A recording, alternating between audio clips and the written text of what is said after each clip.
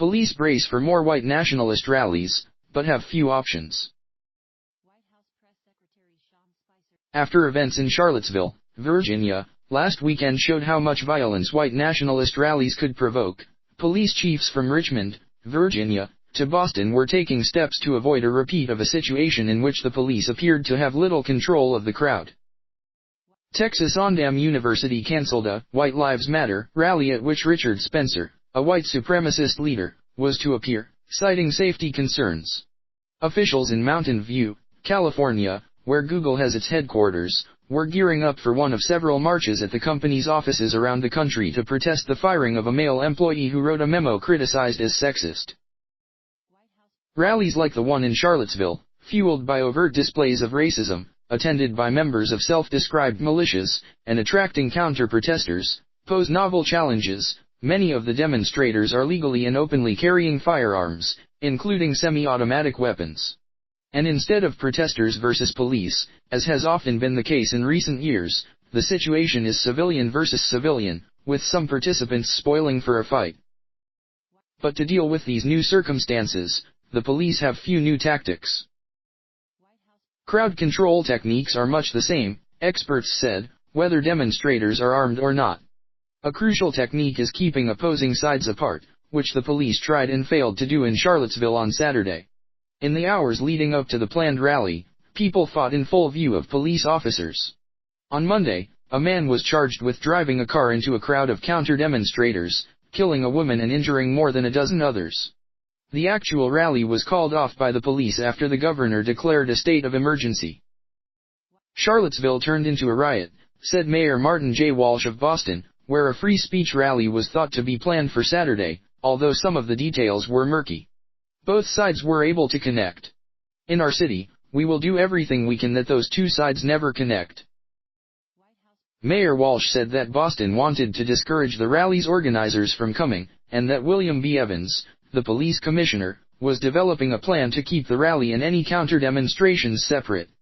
By late Monday, it appeared that some of the billed speakers were backing out. But if there is a rally, unlike the authorities in Charlottesville, officials in Boston will probably not be forced to confront a large number of armed protesters because Massachusetts allows only those with a gun license to openly carry a firearm. In Virginia, no license is required for those over 18. In South Carolina, where there were dozens of protests related to the removal of the Confederate battle flag from government buildings, firearms are prohibited from the state capitol grounds. Leroy Smith, the state director of public safety, said that intense anger over such issues combined with the presence of firearms would have been a toxic mix. With the added element of open carry, it creates more of a challenge for law enforcement officers because usually when you see a weapon and that person is not a law enforcement officer, you know you need to defuse the situation, he said. Many urban police chiefs have opposed open carry laws, even in states where people feel fiercely protective of their gun rights.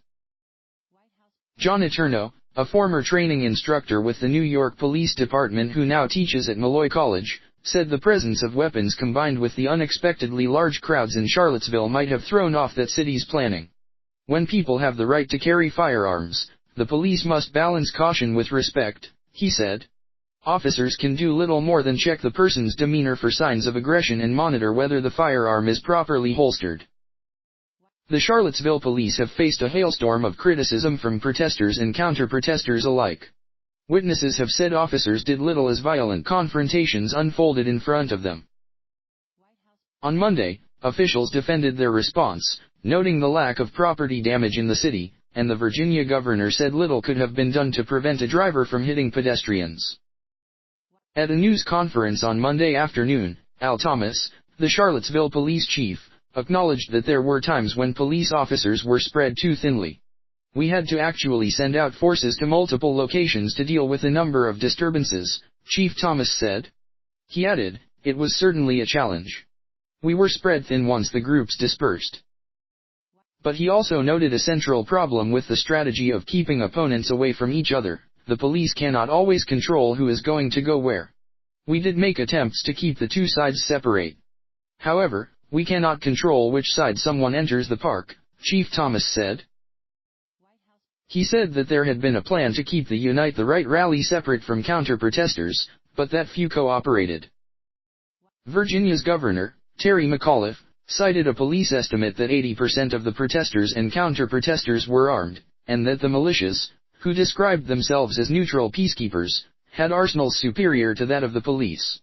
But Chief Thomas denied that his officers were intimidated by the firepower of the alt-right. Officers began the day in regular uniform. Once the violence erupted, once the plan was altered, we had to quickly transition our officers into their protective gear, Chief Thomas said.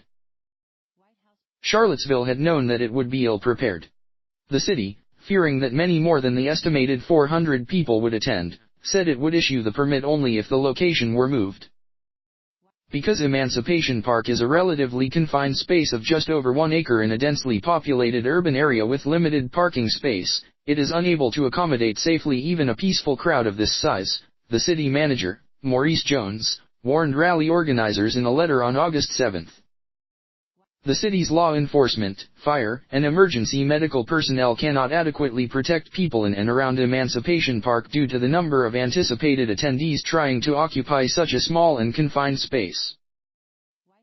The city wanted to move the protest to another park, but the American Civil Liberties Union successfully argued in federal court on behalf of Jason Kessler, the organizer of the event, that the city was retaliating against him because of the content of his speech, citing the fact that none of the counter-protesters' permits were revoked. Thousands attended. The leaders of the Unite the Right rally have pledged to return to Charlottesville.